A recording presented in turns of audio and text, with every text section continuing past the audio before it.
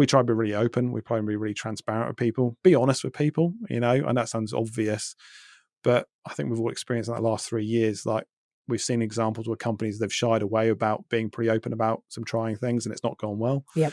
Whereas, you know, we're all adults. Let's treat each other like adults. Trust your people. That's a big one also. I'm a big philosophy on. And just creating, you know, your role as an owner of a business, CEO of a business, management team, whatever you want to call it, is to create the environment for your people to be their best. Yep. That's your job.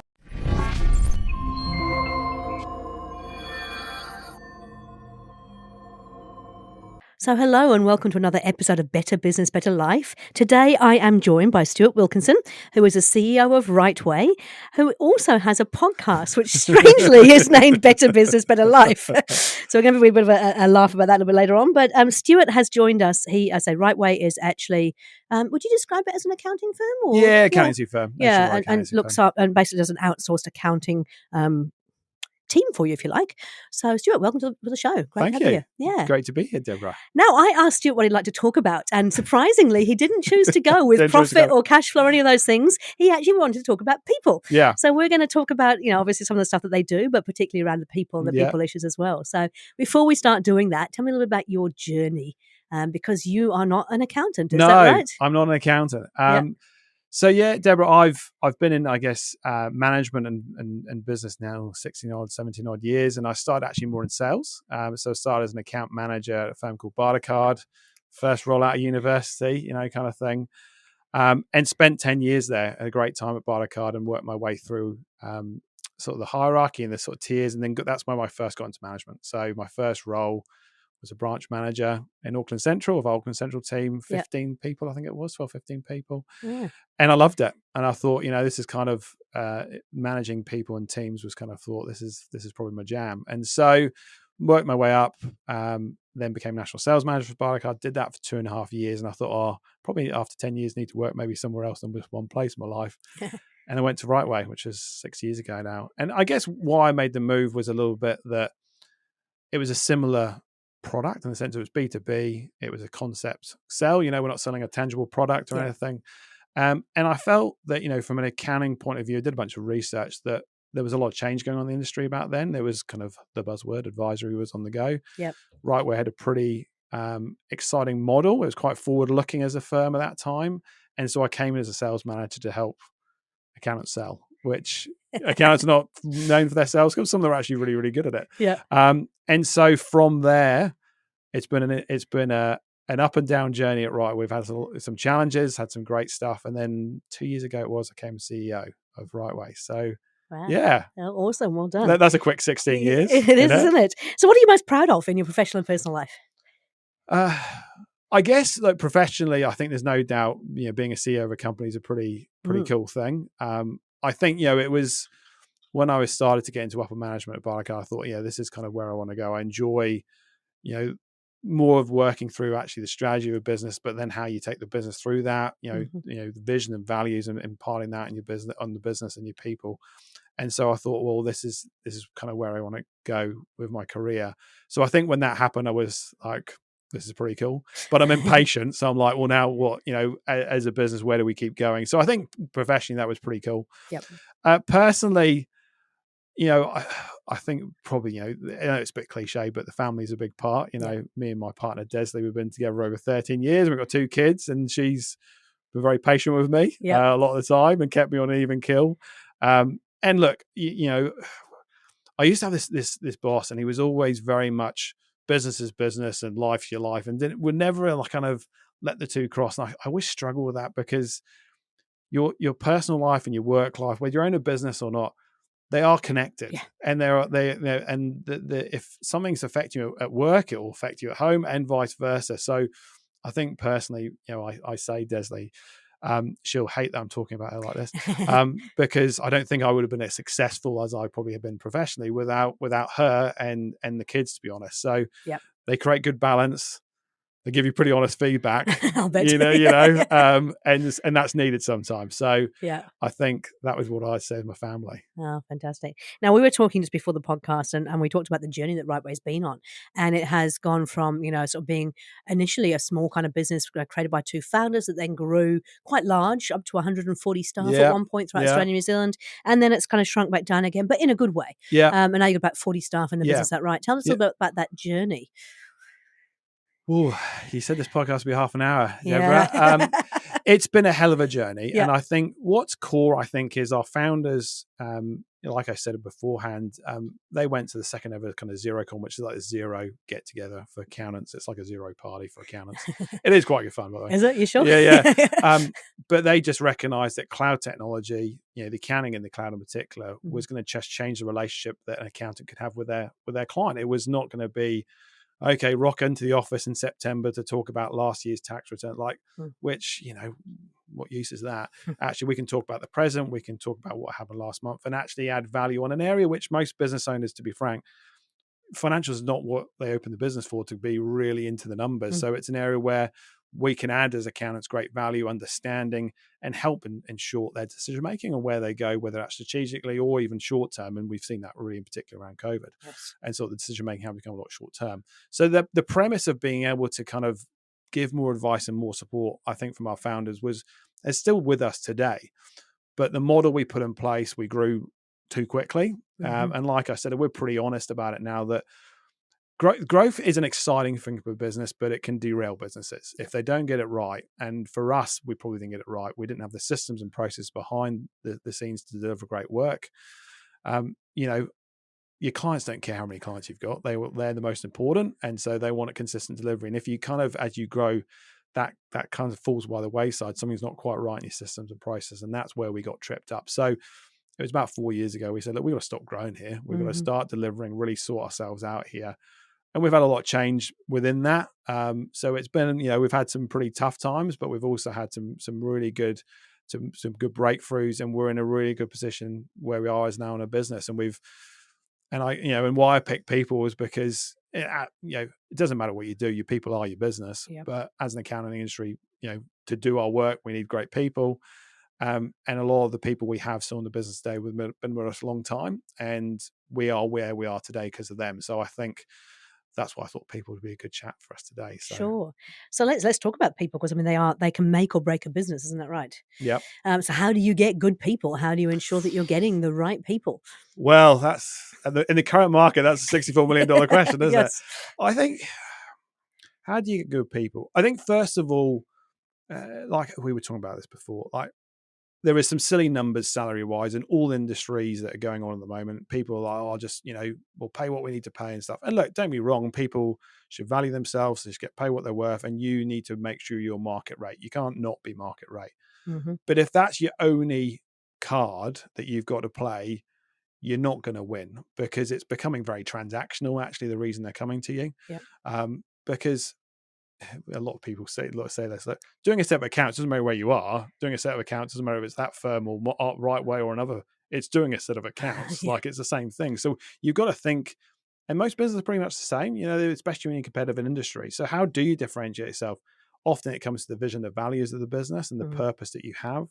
The culture, that's a bit of I call it a bit of a buzzword because everyone talks about culture, but the way I describe culture, Deborah, it's not the morning tea. It's actually how do we react as a business, as a team, when something's not right? Yeah. I think that's when true culture of an organization comes through. So a lot of people, I think, in COVID, when business has been challenged, have probably seen the true colors of a business. Mm-hmm. So those things create, I think, real purpose of why people want to get out of bed. They don't get, you get out of bed to pay the bills, but you actually want to spring out of bed because you're excited what you want to do. You see purpose in your work. You see the results of what you've done for clients, whatever it might be, depending on your business. So I'm not so pretending I've got the secret sauce, but I think what, we try to be really clear at Rightway, and I guess my philosophy is a little bit, is we try to be really open. We try to be really transparent with people, be honest with people, and that sounds obvious, but I think we've all experienced in the last 3 years, like we've seen examples where companies, they've shied away about being pretty open about some trying things, and it's not gone well. Yep. Whereas, we're all adults. Let's treat each other like adults. Trust your people. That's a big one also. I'm a big philosophy on. And just creating, your role as an owner of a business, CEO of a business, management team, whatever you want to call it, is to create the environment for your people to be their best. Yeah. That's your job, and you want them to be able to get whatever it's next, wherever it is they want to progress in their career. They want to be able to take on this next challenge. That might not even be with you. But I often say when people, move for a new opportunity that's outside Rightway, which we couldn't give them, well, that's a success because we've geared them up for it. Now, you've got to view yourself like that. So as long as you view yourself like that and then can tell those stories, people want to come work for you because they're like, yeah, I could do all right here. So that's a bit of a ramble, I think. But I think, in this environment at the moment, look, we're finding it tough. You know, it's a really competitive industry. We've got a role at the moment we've been trying to fill for a couple of months, but you've got to show your true colours and be open and put your best foot forward. And that's not just about money. It's my big thing, I'd say. And it's interesting because we talk about better business, better life, and it's like, actually, I don't think you're right. Even if you're not the business owner, you cannot separate your personal life from your professional life. And I think it's important that you're actually able to have those conversations with your people. I remember reading on LinkedIn once, there was this guy who he wasn't achieving what he was meant to be achieving. So he got called into the boss's office and the boss kind of said, what's going on? And the guy said, look, I'm really, really sorry, but my wife tried to commit suicide last night. It's like, oh my gosh. I mean, that should have been mentioned at the time it happened, not because he wasn't performing in his job. It's exactly like, right. You've got to remember we're all human beings and we all have this stuff going on outside our business life that will affect how we perform in our business. Yeah. Exactly right, Deborah. And I think one of the good things about COVID, I think we've fast forwarded quite quickly on this sort of subject because we've all been in people's living rooms and stuff on Zoom calls. Yep. I'll never forget, I won't name her, but there was an accounting manager and it was about week 2 or 3, I think, into lockdown. Yep. And her 5-year-old son ran through the back door and her door to the room was behind her, ran through completely naked. Her husband was like, don't, mum's on a call. And she's just like, oh my God. And so we've all had that kind of those experiences in the last 3 years. Mm-hmm. And that does create, I think, a little bit more trust within all, that vulnerability and stuff that we've kind of had of being in people's homes.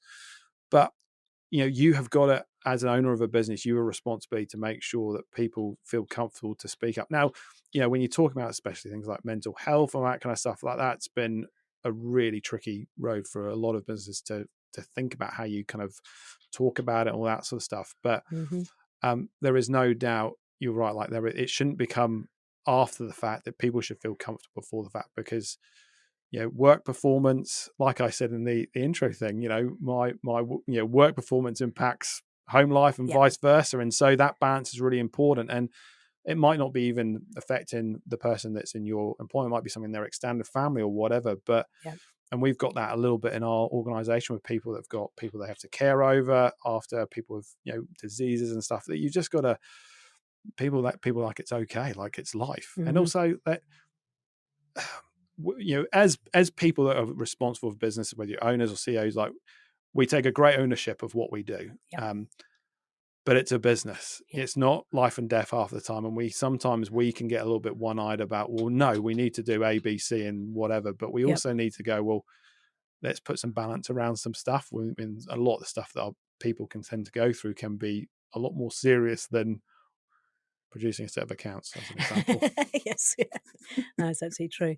I was just thinking, I don't know if anybody's going to hear, but I've got a dog scratching at the door at the moment. It's driving me absolutely insane. I don't know if you can hear it on this podcast, but I'm going to ignore it. It's distracting me though a little bit. I think it's interesting because in the EOS methodology, when we have our level 10 meetings, weekly meetings, we actually encourage people to start with professional and personal best. And it's really interesting how much you get to learn about people's life outside of work. And that can just give you such an insight into that you've got no idea about. And I think it's really important. And we always talk about like doing what you love with people you love.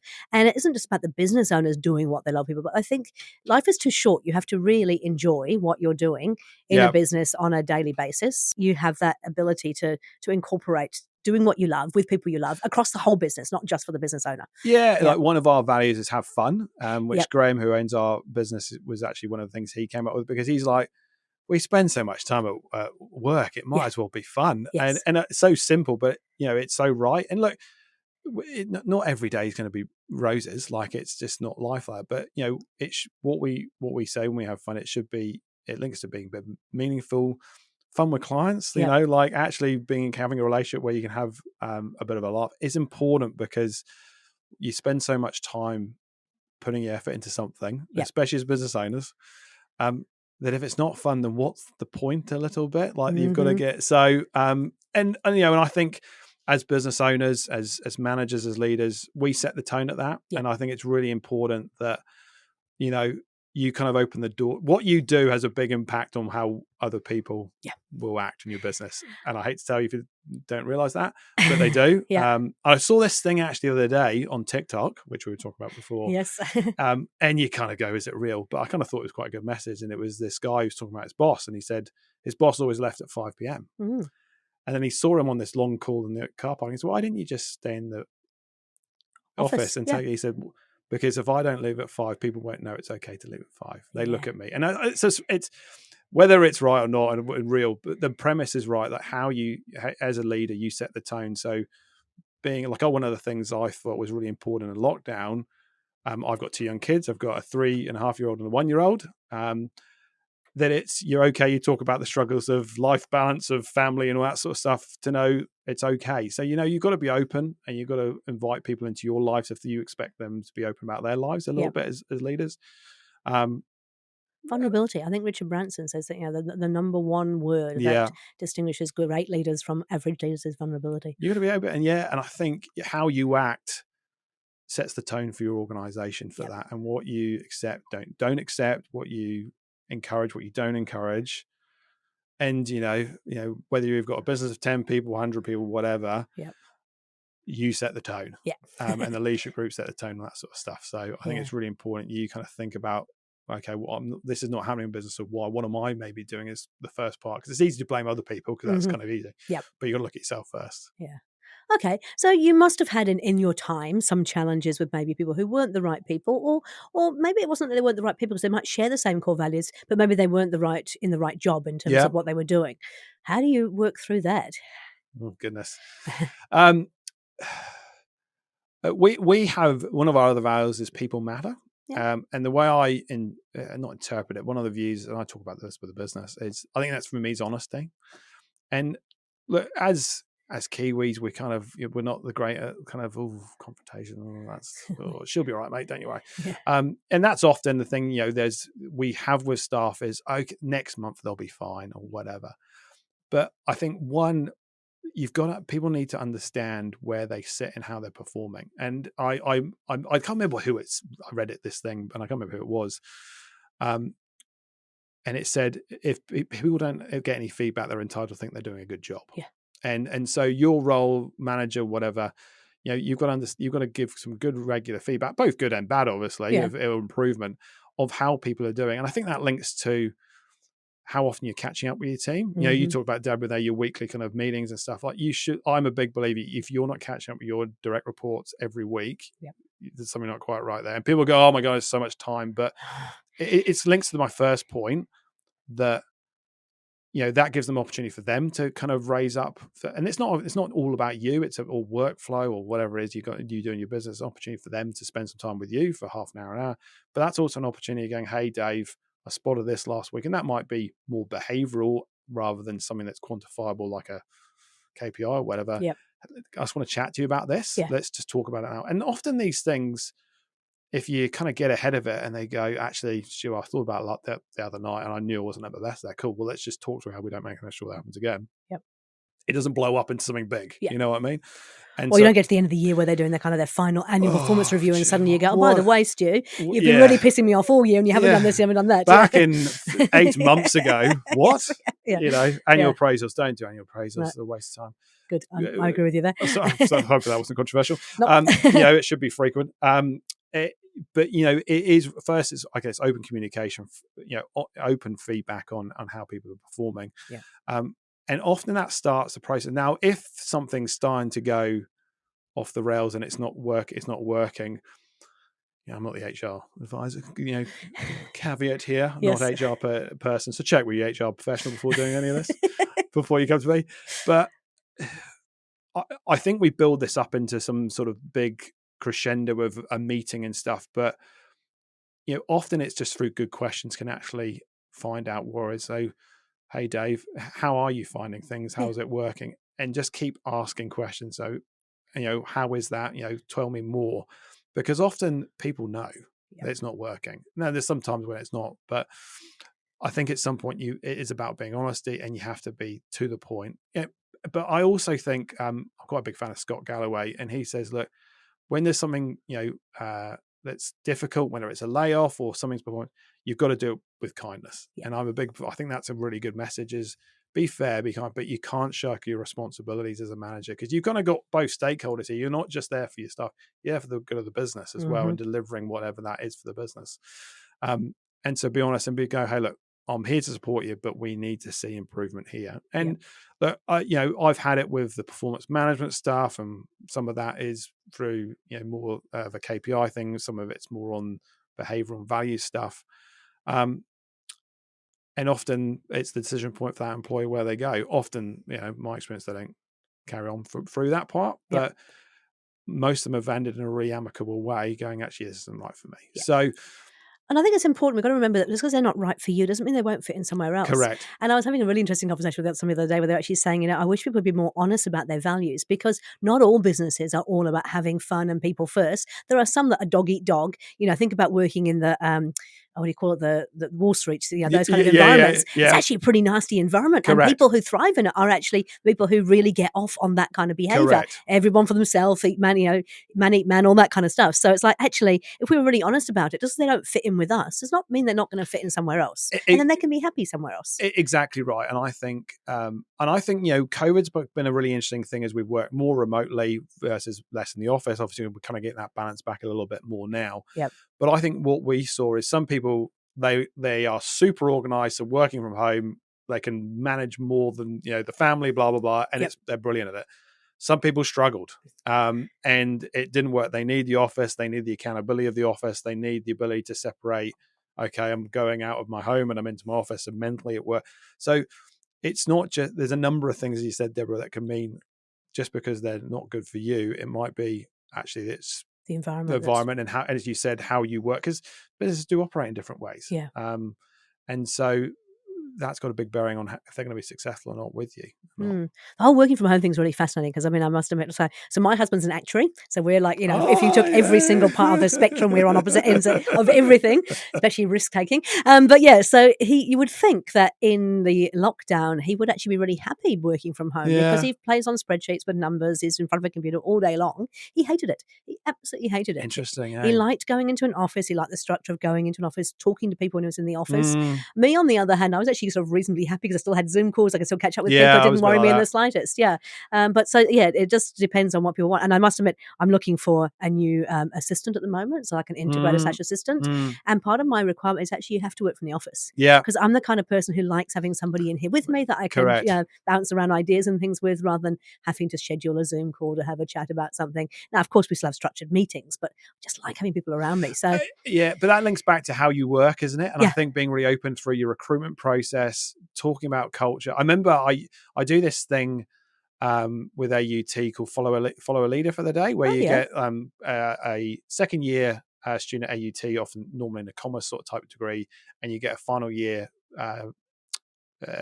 high school person. Yeah. And they come and follow you for a day of what's it like to be a CEO. And I remember we did this meeting, and this was the session I did 2 years ago with them. And we had it, and they were in our management meeting, and they were like, "Oh, this is quite cool." Yeah. And we were recruiting a role at the time. I can't remember what it was, and we were kind of updating the rest of the team on how that was going, type of candidates we're seeing. And one of the guys came, he says, "You didn't speak about their technical stuff at all." Yeah. And I was like, "Oh, no, we don't know. No, what do you mean?" And he said, "You just asked about their values and how their fit with the team is and their culture." And I was like, "Yeah, because if they don't fit it, like they could be the best accountant in the world, but if we're not right for them and we're not right for them, vice versa, it ain't going to work." And so I do think, when you look at your recruitment process, we have a technical interview and then we have a culture interview in our process. So, as business owners, as leaders, what are you doing around culture? I know we used to this, my previous company I worked with, we would get them in between the first and second interview to do like, not a peer interview, but they'd sit with some of the staff for like just 15 minutes ago. Because I had this big thing. I never wanted someone on the first day to go, "Oh, this is not what I signed up to." So, and look, a bit more remote now, so it's a bit difficult. But, you've got that way, if you get recruitment right, you've got a much higher chance you're not going to have to necessarily have these conversations. But situations change, Yeah, absolutely. Okay, well, let's talk a little bit more about accounting now, because we've talked about the people, which is great. We've learned a lot about the people side, which is really cool. But I mean, from an accounting point of view, you mentioned in the beginning, and we talked about it before, advisory. So accountants have kind of gone, oh, we need to get into advisory. But what does that really mean, and what is it the Right Way does that actually helps people in that advisory space? Yeah, and and most people listening to this podcast, if you're business owners, your accountant will be talking to you sometime. I imagine advisory. Some people don't, and that's cool. The words we put around it is called plan, build, perform, and having a plan, build towards it, and then obviously a bit of performing about how against that plan and you're going. So that's our philosophy, but it's kind of layered. For a lot of accountants, it starts with financial advisory, and what we term that is first of all education. What are these numbers telling us? What does this mean? Yep. How do we use this to help our decision making process? It's not the only factor that makes decisions. Obviously, accountants will believe that numbers are the only reason things you should look at, but you're not. But they're a huge indicator of what's worked, what's not worked. Yep. As I describe it, it's the result sheet from, it's like the school report, it's a result sheet. Yeah. So let's use that to go, okay, we did better here or we didn't do as well here. Well, let's understand why. And it's something in your business, whether it's a process, whether it's people, whether it's the type of customer you've got, whether it's give me a number of things. Yep. But it's that window into, okay, well, I want to do X. Well, okay, if we want to improve that by 5%, what do we need to do in the business? So it's a really good marker. And I think your accountant now, with cloud technology, we use Xero for all our clients. You can get information into like if you compare to what the accounting systems and stuff, even 10 years ago, even Xero, you're miles ahead of what you can do. Profitability by sales channel. What are my top clients spending with me? Mm-hmm. That gives you some great. I remember I sat with a client and they're like, "Oh, my top client's spending less." And I go, "Yeah, maybe you go visit them." He's like, "Oh, we'll do that." Just simple. And so some drives the business decisions. Some of that's a little bit tactical, but it is a window. So for us, I think that's the first layer of understanding, then being able to inform decision making, and then hopefully that is into, okay, as a plan, we've got a bit more information to help us kind of make a informed plan and then strategy for our business. Because we were saying this before, Deborah, like whatever you as a business owner want to do, whether it's retire when you're 50, put your daughter through university, invest in buying another business, the business has got to do something. Yeah. And whether that's time, financial, whatever. So having a chat with your accountant, involving them in that process can be super useful, because they can help you with that and actually start to go, okay, to do that, we need this thing financially to happen. Let's talk then, whether it's with us or whether it's someone else that helps with your strategy. Someone like yourself, Deborah, can actually go, well, hey, now we kind of know where we need to get to. Yep. On your personal goal, business goal. We've got the numbers to help understand what that looks like. So I think advisory it's a buzzword, and an overused term, I would suggest. Massively, and the clients don't understand what it is. Yeah. So we've recently come up with this term, plan, build, perform. And when you talk to clients, that makes sense. That can come down to sort of tactical stuff in the next 6 months that some clients want to do. Might be like an immediate issue we kind of identified, and that can even just be tax stuff. Well, let's put a plan together, let's build towards it, and then measure if we've got success on it. So it's kind of philosophy. Yep. But if your accountant's not, I think about a simple term that a lot of accountants now use in this. Advisory is about the future. Yep. Well, we want to talk about the future. If your accountant's just talking about the past, get a new accountant. In my view. Fair enough. And so you've now got a team of people who will actually provide all of the accounting services, right the way from the bookkeeping through to the analysis of numbers and planning and performing. Okay, cool. Okay, so what are you come armed with top tips, didn't you? This is I have to say, Stuart's one of my most prepared podcast guests. He's brought his iPad and he's got everything written down. Love it. I've kind of actually already talked about some, but but let's repeat them. I think it's always worthwhile. So, my first tip: put yourself out of job. And what I mean by that, as a business owner, when you create your business, you saw a hole, or you were really good at something, like you were good in hospital, or you were a really good sign maker or whatever, or you saw an opportunity. Mm-hmm. What that lends to is that's your craft, that's your trade, that's what you're good at. Even if you're in the tech sector, you're a good software developer, whatever it is. Yep. But the only way you're going to grow your business is actually putting yourself out of a job. You can't be I think you see so many, and you would see this, Deborah, you see so many clients that have hit a ceiling, and that's not necessarily revenue ceiling, but a ceiling of capacity, a ceiling of how they manage their team, where they're trying to be everything for everyone. Yep. You've employed people for a reason. Let them do their job. And then also get good partners around you. You know, I use bookkeeping as an example. The amount of clients, oh no, we'll do our own bookkeeping. One, you won't be as good as our own bookkeepers. No.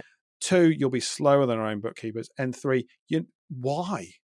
Just get someone else to do it, because you should be focused on what you are good at and growing your business. So, surrounding yourself with good partners is a way of doing that. But you should be like, why am I involved in this process? You know, whether it is, I always do the sales quoting. Now that might be okay for a period of time, but what happens if you get hit by a bus? What happens if you want to go on holiday? Yeah. Whatever it is. Who else? Is there someone else you start to bring in to help you with quoting? You let them take the reins. And often as the business owner, no one does it as good as me. Well, no, because you own the business and you've done this for 10 years and they've been with you for 2 years and you care a lot more about it than they will. Let's be frank about that. Yeah. But put the system. 80% good enough, right? Yeah. But it's about systems and process. What the system and process in your sales process, so that you feel comfortable to start quoting some of the smaller jobs, whatever it might be. But you've got to keep having mentality. I have it in my job. How do I put myself out of a job so that if you're involved in everything, that's not a functioning business. No. You know, there's always going to be stuff you have to approve or whatever, but really constantly look at. And some of that, develops with growth and different stages. But that's my first tip. And I think it also applies not only if you want to continue running the business and break through in that ceiling, but if you want to sell the business, you cannot sell it if it's all reliant on you. Correct. And so you've got to let that stuff go. And I always got the $25 an hour work. I'm absolutely with you. I mean, I can do bookkeeping. I actually can do my accounting, my GST, but in reality, I'm not very good at it. I do make mistakes, and I can actually command a much higher rate. So I think most business owners underestimate what their hourly rate kind of genuinely is. And you kind of go, right, I can pay somebody $25, $50 an hour to do that. And I can go out and earn $1,000 an hour doing this. It's a no-brainer, right? Exactly right. And, start with, and I use bookings for something I know, but it could be marketing or whatever, but put the checks and balance you feel comfortable with. And look, there's a bit of, a bit of taking a leap. But, when you're finding a partner, ask for references, do all that kind of good stuff you need to do. But really question how you spend your time. And is it on the high value activities? Is it the things that are really important to move your strategy forward? Because I imagine you see this all the time, but they come up with a great plan and strategy. What have you been doing? I've been caught up with that job and whatever. Fighting fires, at some point you have to do that. You have to put out time, and that is important for you to get whatever it is you want to do in your business. That's my first tip. Perfect. Fully on the same page there. Outsource, delegate, and elevate. Correct. Oh, that's good. That's good. I've always talked about it, so you set the tone for your organization. So, and I use that example of the boss leaving at 5 p.m. Simple things. Don't email your staff late at night. Things like that, which you go are small, but all the 1%ers add up to a lot for an organization, and that will set the tone. So that's my other one. Actually, just quickly, I want to cover that because I think it's something I've been guilty of in the past. Because, I think as a business owner or even as a CEO, you're not switched off from the business at any point. So you might wake up with something, you want to deal with it. There is a function on Outlook where you can send it later, which I've had to start using because otherwise I send it and I don't expect them to respond, but sadly they expect that they should respond. Correct. Because the boss has sent it. So you have to do something with it. Exactly right. So I think how you conduct yourself every day, and as I said before, you condone and encourage different behaviors, and a lot of that's the non-verbal stuff and that you might do. So I think it is really important you think about that in an organization and think, well, this isn't quite working well all the way I want, and that could be culturally, operational, whatever. Start yourself. Okay, what am I doing? Am I links my kind of first point? Am I the bottleneck? Am I involved? How am I conducting myself around that? You might need probably someone externally to kind of help you a little bit like that. As I said, your husband and wife's pretty good normally, but looking in the mirror, it can be really tough. Really these 360 stuff or whatever. If you've ever done that, it's really confronting, but it's really powerful. Really powerful if you're in, and I think linked with that. As a business owner, you are a leader of your organization. You've got to understand that. I know some people don't realize that, but you are leading a bunch of people trying to achieve something. And just because you own the business doesn't mean they'll do it. So there's more than that. So that's my other one. Okay. Yeah. Well, this is one thing I've done recently, and a big shout out to Dave Jaggs. He's one of our business partners who he used to own a gym and physio business before he joined us. Right.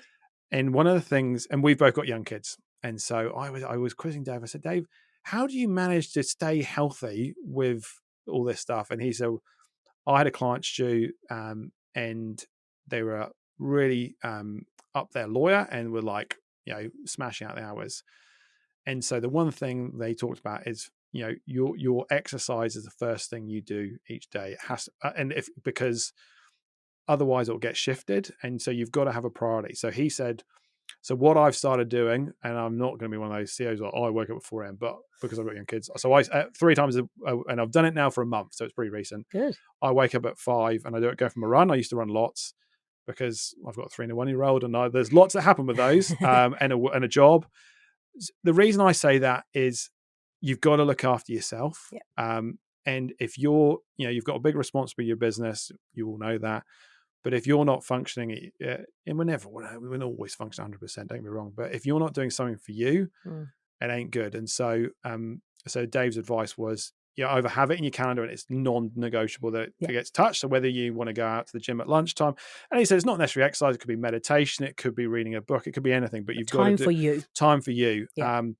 But if you know things get shifted in the day, you have to do it first, and you have to work out a way. And I must admit, I've done it now for a month. I used to do a lot more running before the kids and lockdown and stuff. It's been brilliant for me. Yeah. It's been good for mental health, good for my thought process, sets me up well for the day. So that's my other piece of advice. And I'd agree. I mean, we get up at about 5:30 most mornings and just go for a walk with the dogs or cycle with the dogs. And for me, it is actually my thinking time as well. Yeah, massively. And the days that I can't, so today I wasn't able to do it because I had a very early podcast in the morning. It was actually, I don't feel as good throughout the day because there's that vitamin D that you get from kind of being out there. I don't know, there's a whole range of things that really helps set you up well for the day. So you miss it when you don't do it. Yeah. And my last one, so I've asked for 4. As we're an accounting firm, I was going to say accounting firm, and I asked for 3, you gave me 4. I like it. Good counting, eh? I was like, with accountants, there's always a way of making the numbers work. I know this sounds really obvious, and especially over the last 3 years, understand your cash flow intimately. And what I mean by that is, on a monthly basis, what is your cycle of cash flow? What goes in, what goes out, and literally plot it on a whiteboard, whatever it might be. Your accountant can really help you with this. Yep. But cash flow is the lifeblood of your business. You can have the best ideas in the world, you can have the best initiatives, you can execute them, but if you've not got cash flow, there's a problem. Yep. So really understanding your ups and downs, the movements, tax, it is an important one. People forget about it, but really understanding that. Often 90 days is a really good window, depending on the type of industry and your payment terms and that kind of stuff. But really get into it because there's probably some unlock there for you, which takes some pressure off. There's probably some profitability as well, even in your cash flow. So we've done that with a number of clients. We get a big whiteboard, we put all the time, payment terms and all that sort of stuff, and there is always wins. So I just really encourage all clients, business owners, just sit there. If you need some accountant, go and have a chat to them and just say, I want to understand my cash flow cycle really on top of it. And there might be stuff you go, cool, I get it. And there's no surprise, but at least you now know. But also there might be some stuff you go, woo, that client never pays me on time and never has. Well, and it's so he's got an extra 15 days. Well, what do you do there? It's a big client. Is there ways you can get that cash in the door? Simple things, but just having a bit of a understanding of cash flow intimately is really important, I think. I did it recently around software because I don't know about you, but I sign up for apps and software left, right and centre. And of course, all software as a service, they've all got a monthly fee. Oh, it's only $20, isn't it? Yeah, that's right, yeah. Or some only $5.99. But the amount of different streaming channels for TV we've got at home, that all just cost $5.99, $12.99. Yeah. And so on my whiteboard that says in the office, I literally wrote out every single piece of software. It is horrendous how much money I have been paying on things. And you have to make the call and go, am I actually really using it? Does it really give value, or is it not worthwhile doing? Exactly. So the same with the cash flow in the business, right? If you're still looking at it as a holistic point of view, you'll get some insights of what's working. And it'll just be simple as like that. You go, oh, I didn't realize it because $5 of this, and before you know, there's $1,000. And so whether it's once a year, whatever, but just make sure you've got an understanding of what's going on in your cash flow and the cycles of it, because there's lots of variables, lots of key points where things can go wrong, especially if you've got a product-led business where you might be importing. We all know about supply chain issues, getting a bit better, obviously. Yes. You, as I say to clients, you don't want to be the bank for someone else, so how do you make sure that works really well for you? And that's obviously can help with conversations. If you know your cash flow intimately, helps conversation with your bank, because if you're informed, they're more confident with you as well. So that's my other final tip. Brilliant. Okay, thank you. 4 out of 3 tips. I love it.